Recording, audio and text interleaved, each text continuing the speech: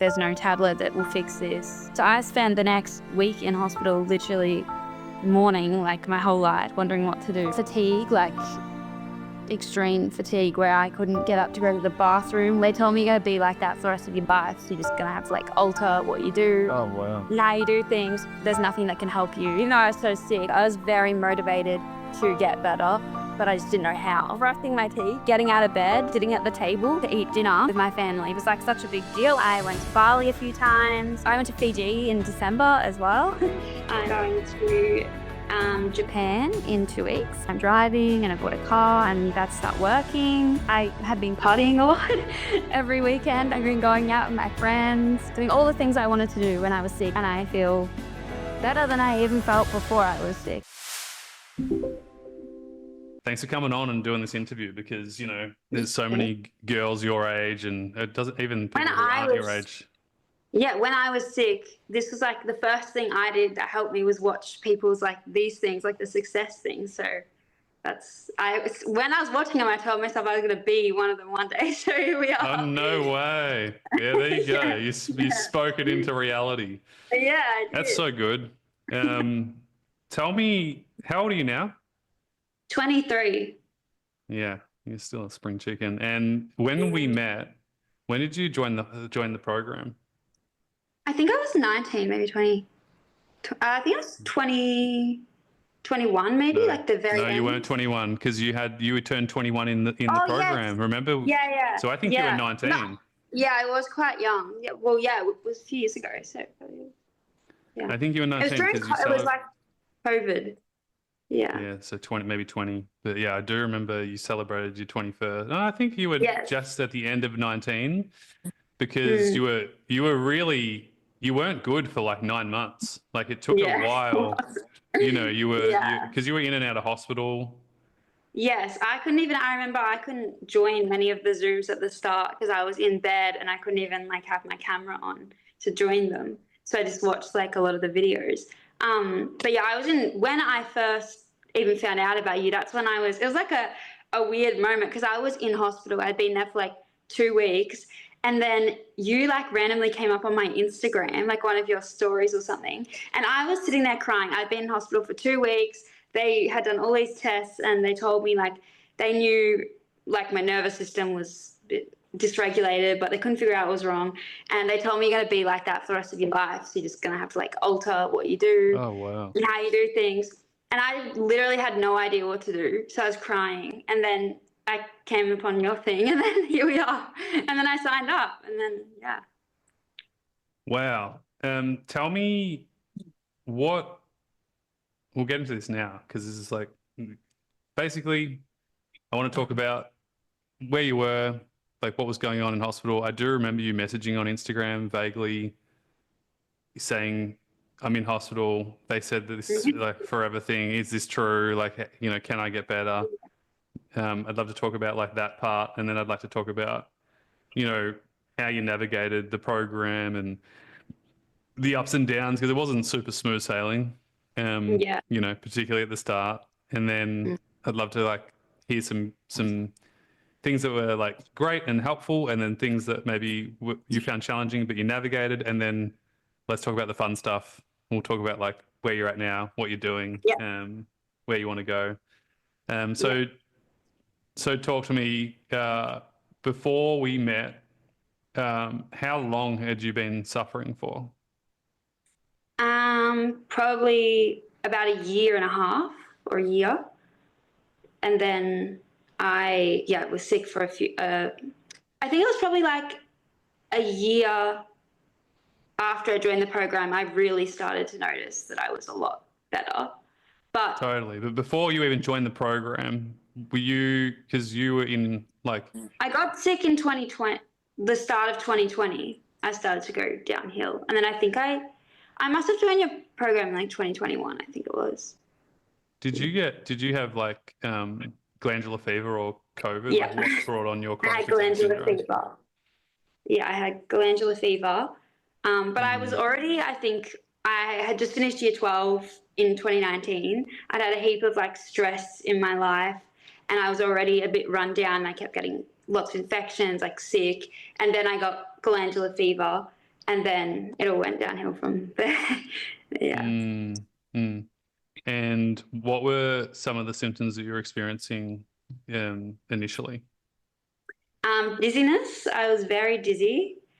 Um, Fatigue, like extreme fatigue, where I couldn't Yeah. get up to go to the bathroom was like an extremely hard thing to do at the start. I couldn't sit up to eat meals. I was eating my meals in bed. Um, what else? I had a lot of heart palpitations, just chest discomfort kind of stuff, Mm-hmm. brain fog, memory, concentration, feeling very like bright lights, loud noises, all of that was kind of triggering me. Really the main things. Mm, mm. Crazy. Um, and then you were in hospital, like, because you went to hospital a few times, didn't you? Was there? Yeah, I was in hospital like a lot. I was in and out for like God. a year. And I was there for about 2 weeks each time because they kept putting me in to like do investigations to see what was going on because I'd lost a lot of weight because Yeah. of it. Um, Yeah. and I was so dizzy. My blood pressure was really affected. It was up and down. It was all over the place. They told me I had POTS, and then they said, "Oh, you don't really fit into the POTS bracket, but you kind of do, but you don't." They went on and off that for a while, and then I had a really high heart rate, and then it was all over the place. So they thought they'd admit me to do lots of tests. They did brain MRIs. They did because they thought something was actually like they thought I had something wrong with my brain. They did all these heart tests, ECGs. They did exercise bike tests, and they did respiratory lung tests because I was short of breath. And yeah, so they kept me there for I think it was like 16 days or something during COVID Wow, as well. it's a long time. Yeah, so with the COVID restrictions, also being in Melbourne, there was no one could come and see me. So I was Oh, there you're completely. kidding. What? Yeah, not even my parents could come because I was 19. I was over 18, so I couldn't even have my Oh, parents. wow, Emily, that's horrible. I didn't Yeah. know that. Yeah, so I was there by myself the whole 16 days, and I thought I was dying because I didn't know what was wrong. And these doctors were telling me you're just going to have to adjust the way you live for the rest of your life. Like you're forever going to have to not do that. Or like, I think I remember telling them one thing I really wanted to do, which now I look back, it sounds crazy because I do it every day. But I really wanted to be able to straighten my hair or curl my hair or something. And I wasn't able to do it. And Yeah, they no, told me it's you're just going serious. to have to adjust that into your life, and you're not going to be able to do that for the rest of your life. And I sat there thinking, like I was mourning my old life. Like I didn't know what to do because I'd just been told I'm not going to be able to do that. And at this time, all my friends are celebrating their birthdays and like big things are going on. Friends are turning 21 and I'm sick in bed and I couldn't even get up.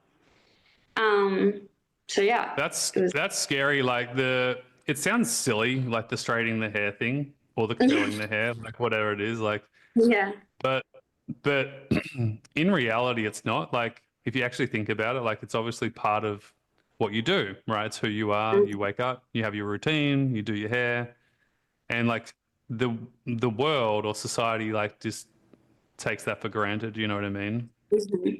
And who you are in a hospital bed, probably thinking that you were dying because that can be what it feels like, for sure when you go through chronic fatigue syndrome. But yeah, to be told, nah, you won't be able to do that anymore. He's like, are you serious? Like, yeah. what the hell? And it was to me, like at the time, I thought like that's something I did every day. Like it wasn't, if I can't do that ever again, I'm not going to be able to do anything else I want to do. I had so many plans and things I wanted to do. And so I spent the next week in hospital literally mourning like my whole life, wondering what to do. Crying. Because I was just waking up to then lay in bed all day because I couldn't sit up. Yeah, so it was a very hard time. Now, in that time, the 16 days, you were on Instagram, CFS Health popped up. It's pretty crazy if you think about it. It was very crazy, yeah. And it was right after I had just got wheeled back into my hospital room from my brain scan. And I was sitting there, I just started crying because I was by myself and I thought like, my life's over. Like I literally have no idea what I'm going to do or where to go from here. Because they were telling me like, yeah, you can't do anything, but there's nothing that can help you. Like there's no tablet that will fix this. And then they said it's one of those things you just have to live with. And then I got on my phone because that's what I was doing in hospital. And yeah, I was scrolling and then randomly, I don't even know how, but it popped up on, CFS Health popped up on my Instagram, like a story. And I think it might have been like a poll or something about, do you need help or are you struggling with these symptoms or something? And I clicked it and then I messaged you and then, then I joined the program when I came out of hospital. And then, I'm there. Did you tell your parents, like, obviously you're still pretty young at this point. Did you like call your parents and be like, hey, like there's this program online, like could I do it? Or how did that work? Yeah, I rang my mom straight away when I found it because after I'd sent you the message asking like what it was, I think you told me to go watch a video on YouTube that was kind of just a brief like what the program Free was about. training. And I had never like it was literally what I was experiencing, like exactly what I was experiencing. And I felt like someone was understanding what I was actually going through, which I hadn't felt like this whole time in the hospital. So then I rang my mom and I was like, oh my God, like this is exactly what my problem is. I think this is going to be really helpful. And then I kind of saw some reviews and then I told my mom to try. And at this point, my mom we'd tried everything. We spent so much money on so many different things to try and get better. I'd obviously been in hospital, had a heap of tests, and we like had no idea what else to do. So she was like, let's try it. And then, and we did. Wow. While you've been talking, I went into CFS Health Instagram account, which I never do because I found it. I searched your name, 28th of October, 2021. Literally, you did the poll, and my team wrote, "Hey, thanks for sharing your answer. How are you going at the moment?" It was me actually. Where are you day to day? Let me know, and I'll see if we can help you. And you wrote back, "Hey, I'm in hospital actually, sad face. This is legit. I've been here nearly for 2 weeks and they've been trying to figure out what's going on and it's still a bit confusing. I have POTS, but they don't know if it's hyper POTS or normal POTS because it's sort of both, haha. So you're even being positive there. But I have central sensitization going on. They've tried some meds, but all of them are making me so sick. I can barely move off the floor." And I wrote back saying, "Hey, that's horrible. Make sure you take it easy, rest. Hopefully you can get back home soon and get a plan moving forwards." And then you asked, what do we help you with? And then you're right. I sent you a training. God, you there's a lot of dialogue in that day. And obviously I had no idea how unwell you were. But you even said, "Thanks so much for sharing that video. It's lifted my spirits here in hospital. It's been so depressing." And then you said, "If I get accepted into the program, when can I start?" So, you're like super, super onto it, which is cool. What did it feel like to join the program initially, like coming out of hospital and having no answers to like then, feeling a sense of relief and like you said, like you watched a couple of videos and you're like, oh my God, like this is me, When I first joined, I went straight to watch some of the pre-recorded videos. I literally got out a notebook. I was very determined to, even though I was so sick, I really wanted to. I think that was a big part of it too, was I was very motivated to get better, but I just didn't know how. So when I joined, I got out a notebook that I dedicated to this sort of stuff, and I started watching some of the pre-recordings. And one of the biggest things that I noticed straight away that I need to work on was my mindset, or not necessarily my mindset, but what I was telling myself about the symptoms I was experiencing. And so I started watching a lot of the videos you had pre-recorded on, your mindset and how that affects your recovery. As well as a lot of the basic things. I wasn't sleeping. I was awake all night, so I was watching a lot of the sleeping videos. And straight away, it just felt like, you really got it. Like the videos completely understood how I was feeling, which I hadn't felt like that with any of the hospital stuff or any other um, things. And then, yeah, I remember joining my first like initial Zoom with a couple of other people for it was their first one as well. And I was in bed. Do you remember? I was in bed and I tried to sit up for the thing instead of lying down. And I hadn't like moved all day. I was in my pajamas and I felt Yeah. horrible. And then straight after that, I was exhausted. So I went back to bed and Mm. then I felt so happy though, because I felt like this was actually going to help. Like I felt like it was going to be, I knew in my head it was a good idea and yeah, and it was. So Mm. yeah. What surprises me is like you're very astute for your age. Like you're very proactive. Like even just in how you're talking right now, you're like for a 23-year-old, like you're very astute and like very aware. And that's pretty rare at 20, I mean at 19 when you kind of fell sick, but yeah, it's making sense to me now, like how you got yourself out of this hole because like it was a pretty dark hole that you were in, like, and particularly for the first 3 or 4 months, like it was so overwhelming for you because you were so unwell. Like, like there was photos of you, I think when you just come out of hospital and like, I think you were standing in your wardrobe, and your Yeah. arms were so skinny and like you could just see how much weight you'd lost and condition from your body. And then you did a before and after photo, like as you started to get better, and like it was like you on your 21st birthday, just looking so strong and healthy. And then, the comparison was like straight out of hospital, and it was just a crazy difference. But it makes sense to me with your mindset of like how you switched from going from horrendous doctors' advice saying that, this is how it is and there's nothing you can do, to then going, all right, I'm going to join this practical recovery program and I'm going to do everything I can to help myself. And it makes sense now. Like as you're talking, I'm like, okay, this makes a lot more sense of like how you got yourself out of such a freaking dark hole. Because Yeah. when you're told, yeah, it's horrible. Mm. Yeah, it was very bad. I literally thought my life was over because that's what I was being told.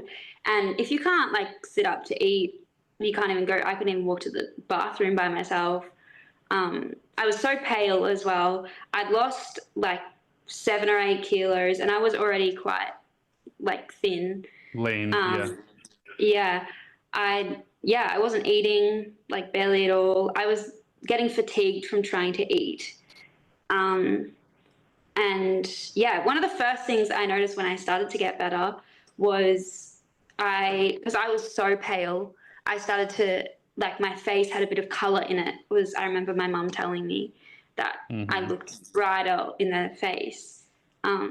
And I was so happy because I remember one of your videos said that was one of the signs of progress. Signs of and I was like, progress. that must mean I'm getting better. Yeah. Yeah. Yeah, and I remember seeing that in your face too. What was it like? Like you're young, you just finished school, you care about your appearance, obviously. Yeah. I know beauty's like really important to you, and fashion. It would have been freaking so hard, I'd imagine. Like being Yeah. underweight, losing all that condition, not being able to do the hair how you want to do it, not being able to, get out of pajamas. Like, Yeah. how hard was that time? Very hard. The hardest thing I've ever dealt with in my life.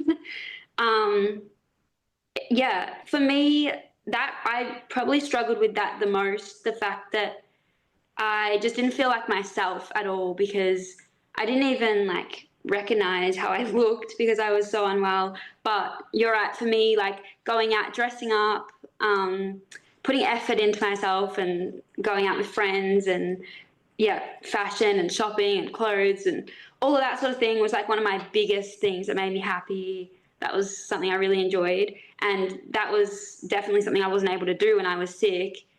And not being able to do that really definitely took a toll on me.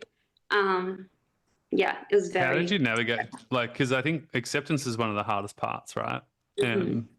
Because you could sit there all day and just be like, life is so unfair. Why can't I just dress Yes. up and go out with my friends? Like, you could stay there for years, really. Like some people do, right? Like self-loathing. How Yeah. did you eventually pull yourself out of that and just focus on the present moment of what Emily Collins could do right then and right there? Yeah.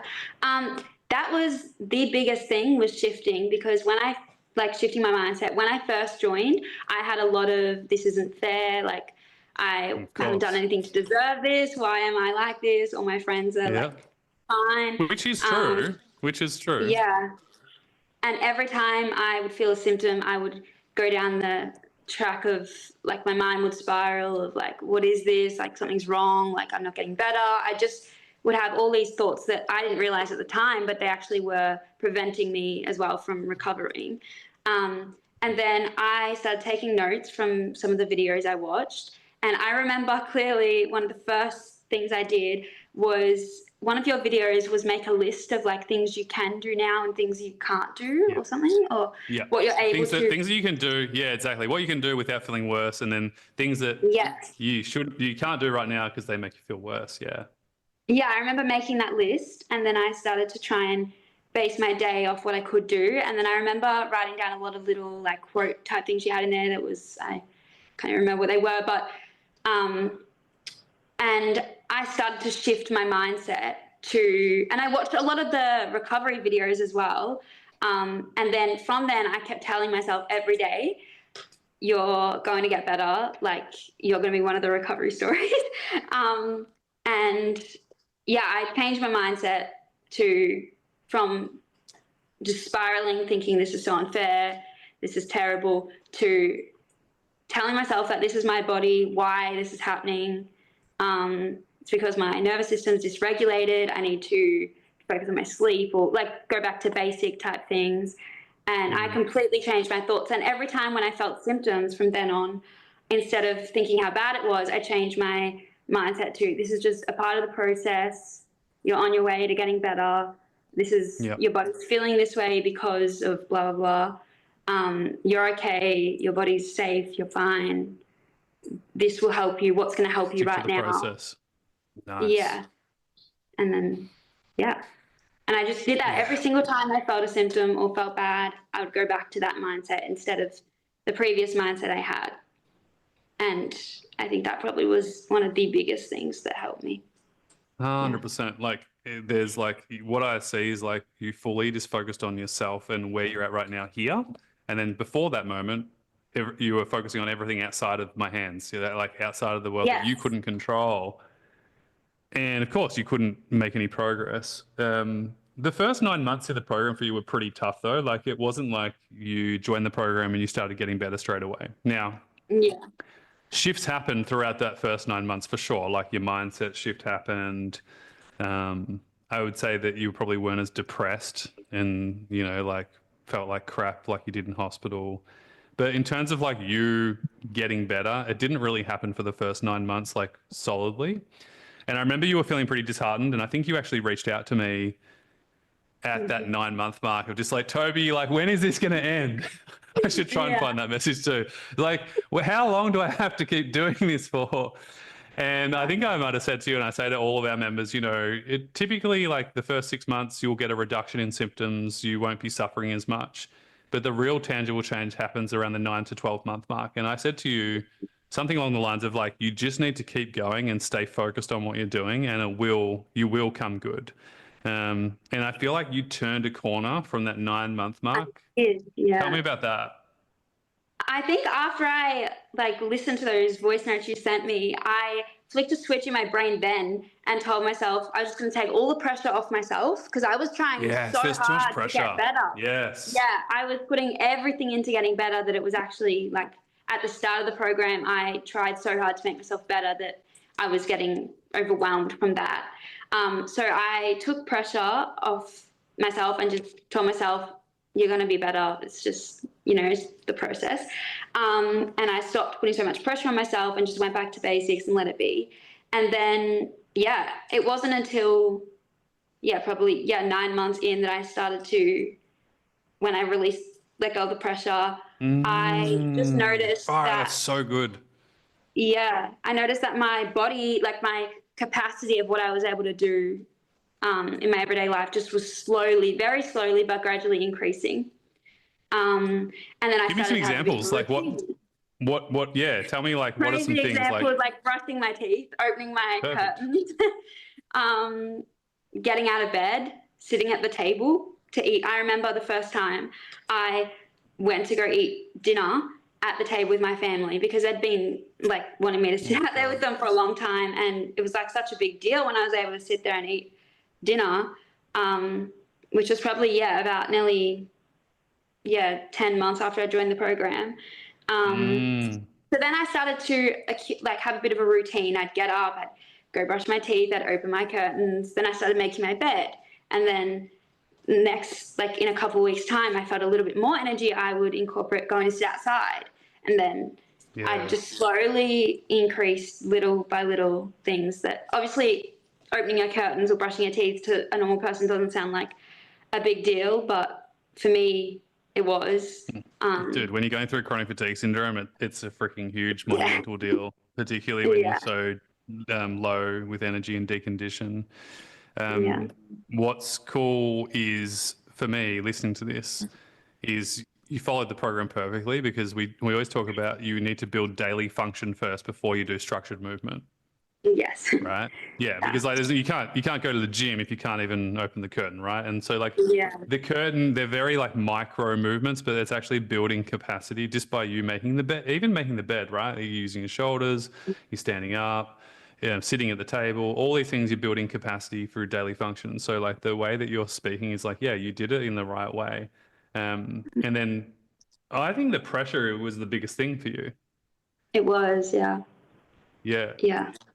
It definitely was, because I was trying so hard to get better that I didn't realize it was kind of preventing me from making progress, because it was. It definitely letting go of that pressure, going back to focusing on my sleep, my basic things, and the mindset change of not feeling so sorry for myself and beating myself up. I was probably too hard on myself as well, definitely. And becoming kinder to myself and telling myself, like, it's okay, your body is feeling this way for a reason. It's trying to protect you. That's why it's like doing this. But it will settle. You're okay. I told myself that every single day when I felt like something. What was the shift, just for people at home? Like, what was most helpful to let go of the pressure? Was it a coaching call? Was there something specific, like the video told you, or was it a time thing of just like, God, what am I like? Why like this isn't working the way that I'm doing? I think the first few months into the program, I was doing everything. I'd watched a lot of videos, I'd taken so many notes, and I got to a point where I just, obviously it'd only been like maybe 3 months into the program, and I was just like, didn't know what to do. I felt like it's not getting better. Like, I've tried everything. And at this time I was still researching things. I was doing everything. And then I spoke to you. And I said, stop researching everything. I spoke to you. You told me that. I think you specifically told me to let go of the pressure. And I don't think straight away after that I did. I think it was after a few more of the coaching calls. And a bit of time. And then I just kind of naturally... Things clicked. Yes. Everyone has a clicking moment in their recovery.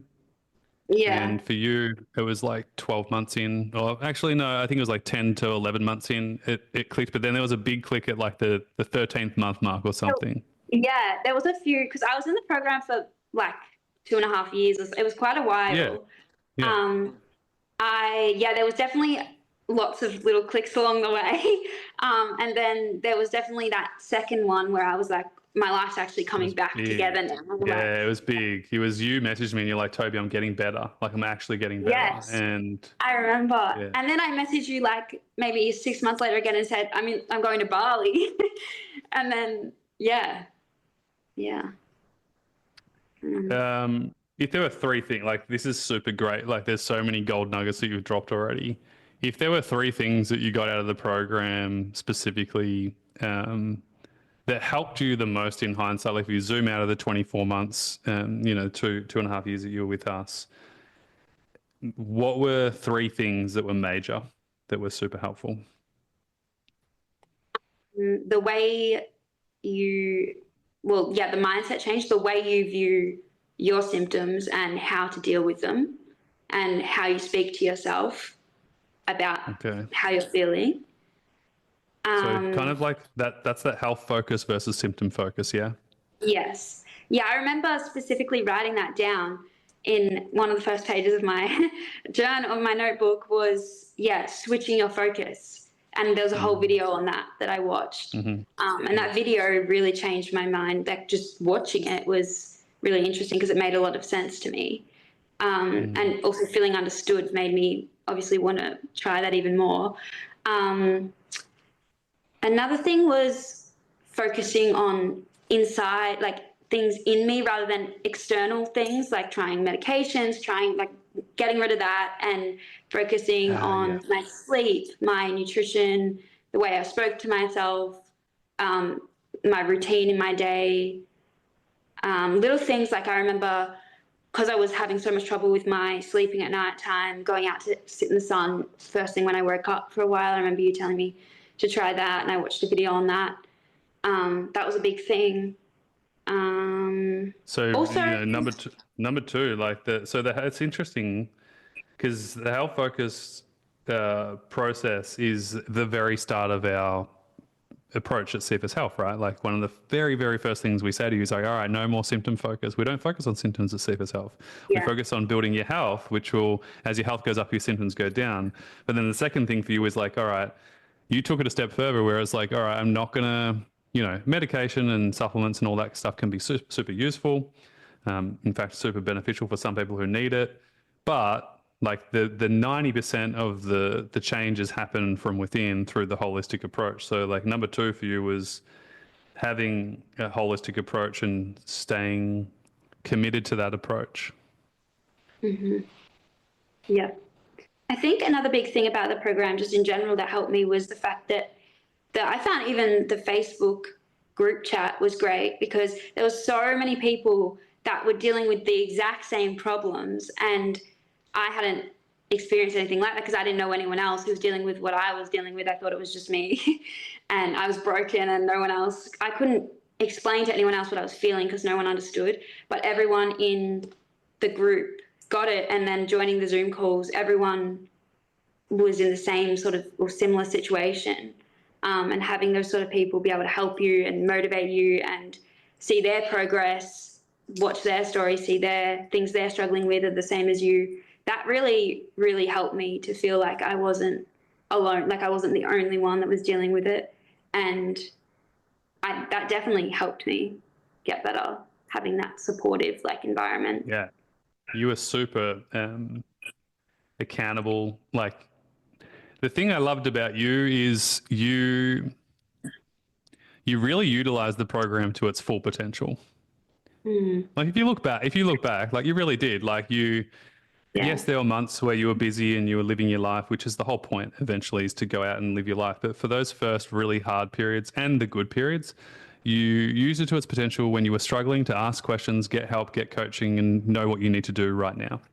But then on the flip side, there were so many milestones for you along the way where you would give back and you would jump back in and be like, guys, I just went to Bali, or I just had my 21st birthday and I was able to dance with my friends. And, like you really celebrated all the way through. And it was just like this perfect mix of both of like giving back and, showing like where you're at and celebrating yourself, which is really vital for recovery. Like, because that's the thing, right? Like sitting up at dinner for the first time in however long with your family seems so insignificant to every single person in the world, but for someone who's going through chronic fatigue syndrome recovery, it's freaking huge, right? And celebrating those milestones, no matter how weird and silly they feel at the time, is like it grows more, right? But yeah, I just think like looking back, you use the potential, its full potential, from what you gave to yourself, like I feel like, could you talk about that? Like, how did you, like, was it an internal thing of like, I'm fully committed to myself, or was it I'm fully committing to the program, or was it like, I'm going to get as much out of this as I possibly can, or was it just like, I'm here, I may as well do it? Like, what was that about? I was very determined to get my life back. So I held myself accountable to make sure that I was joining the calls. I think also a big thing was having something, because a lot of people that are going through this obviously can't work or study or have anything like that, and having these calls regularly to be able to have something to join and hold yourself accountable for really was a big thing for me, because I make sure I was there on time. Like that definitely helped me. And having Good like call. the Friday wins as well. I'd make sure I was like putting in my wins for the week. It was kind of holding myself accountable because I knew that I wanted to get better. And yeah, I was very determined. And I knew there was so many good resources in the program that I wanted to obviously utilize them to get better. Like everything I felt like I needed to recover was there. I just needed to do it in my own time. Did you have we talk about like vision and the why and like why you're doing this. Did you have like a future vision that you were doing this for, or was it just like I just want to get my life back? Honestly, one of my biggest visions, I have a lot of like goals and things I wanted to do, but I'm young and all my friends were out partying. They were turning 21. Like this was a big time, and I love dressing up, partying, going out. And I was like, I'm going to make it to like for my 21st, I'm going to make sure that I can do something. I'm going to be better. I had a lot of goals like that I was going to make sure I was better, and I wasn't going to miss out on these young years of my life. I was definitely going to be able to make up for time, and I have been making up time a lot for the past few years. And I always have wanted to be like a pediatric occupational therapist. So I wanted to be able to go back and study. I wanted to, have a family one day, and they also told me when I was in the hospital I was never going to be able to have kids. How ridiculous. Oh my God, the amount of women. So like I had a client in America, in Vegas, I'll never forget. She was older than you, so like in her 30s, and like to tell a 19-year-old like you can't have a family is just like ludicrous to me. But this doctor said to this woman, by the way, like you'll never be able to have kids. And she was distraught, and she sent me a message. This was years ago. We worked together. I think it was like 7, 8 years ago. And she's like, Toby, like the doctor just told me I'm never going to be able to have a family, and it's like my life's over, and I just don't know what to do. And I was like, hold on a second. Just because he's got DR at the front of his name, doctor, doesn't mean it's factual. Okay, it's an opinion, right? And so we had to break it down. And I said, you know what? Treat it as an opinion. Give yourself 6 months of fully focusing on your health, not focusing on symptoms, not focusing on what's not possible. And let's just see what happens. Like, let's fully dedicate. 6 months later, she fell pregnant. Yeah, it's crazy. I get a text message, Toby, you're not going to believe this, but I'm pregnant. I was like, interesting. So yeah, but it's interesting. Like looking back, your whys, you had some strong whys. Mm-hmm. You had some strong vision there. I didn't want to live like that. Like I really didn't want to live my life laying in bed every single day. I had so many things I wanted to do and achieve. I wanted to travel too. Was a big thing for me. A lot of my friends were traveling, and I really wanted to be able to travel. But in my mind, I was like, I can't sit in a car, so I'm not going to be able to. I can't sit up. I can't sit in a car. I can barely eat. I can't walk. So how am I going to go to the airport? I can't get on a plane. And then obviously I switched my thinking to I'm going to be able to do that. And then yeah.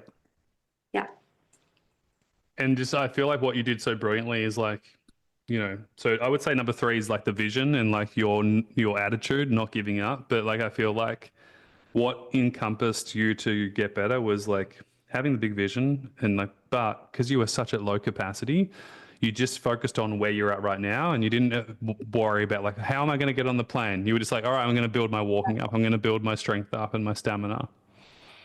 And that was, I broke it down into little things before I achieved that. Like I remember setting a timer to walk around my backyard for 1 minute. And then slowly it would be 2 minutes. And then now I go for like an hour walk every day with my dog. But yeah, I slowly built that up, but I was doing the walking so that I could think, okay, one day I'm going to be walking in another country, or that's how I like looked at it as I was doing it. That's and that definitely amazing to me. Yeah. Okay. All of this makes total sense to me of like why you've recovered and why you're at where you're at. Tell us, where are you at now? Like, what have you been doing in the last couple of years? You had your 21st birthday, you got to party and dance all night. I know you've traveled. I think you're in New Zealand recently. Like, give me a life update of Emily at the moment. So I did a year of studying last year. So I just finished that as an allied health assistant. I did placement at the end of in December at a hospital for a month, which I was completely fine with, and I loved it. And then I've been traveling. I went to Bali a few times. I went to Fiji in December as well. That's right. I'm going to Japan in 2 weeks, which I'm super excited for. Nice. And when I was sick, I wasn't able to drive, so I wasn't able to get my license because I obviously now have my license and I'm driving, and I bought a car. Amazing.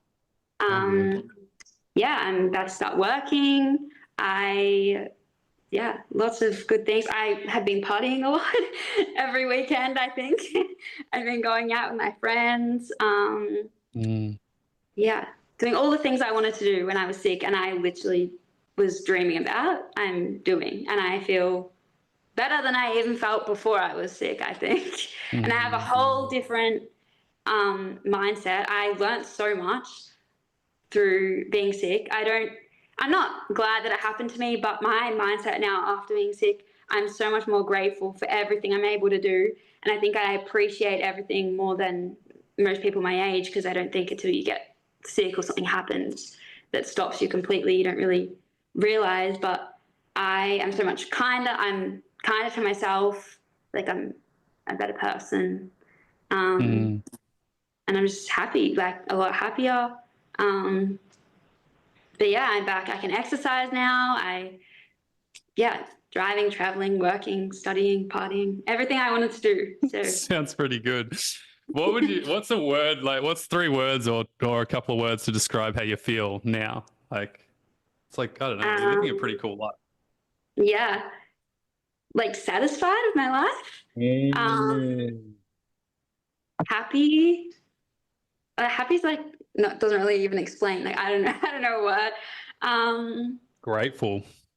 Yeah, very grateful for everything. Like, I remember when I was able to like have a shower, like properly have a shower and not have to sit down. I was so happy to be able to do that. And so, yeah, so grateful for being able to do things like that. So now when I do things, I often still write down all the things I achieve and how grateful I am, like nearly every day. When I was sick, that was one thing I started during the program, was every morning I wrote down 3 things I was grateful for, 3 things I think I liked about myself, 3 things I had achieved. Yeah. In the daily plan. Yeah. And I look back on it all the time from the days. Amazing. I did that every day for so long, and I look back at it all the time and I look, whoa, like that day I was like grateful for like having a shower or eating a meal. And now I'm grateful for like going to Japan. It's like such a big, a big shift. So good. Yeah. You're amazing. Super inspiring. So thankful for this chat. 2 things before we go. One, there's someone watching this right now who feels like giving up, felt like you did in hospital, years ago. What message would you like to share with them? It's definitely not a straight line to get better. It's definitely up and down. I had a lot of moments where I felt like giving up as well. And you just have to stay really consistent, really persistent.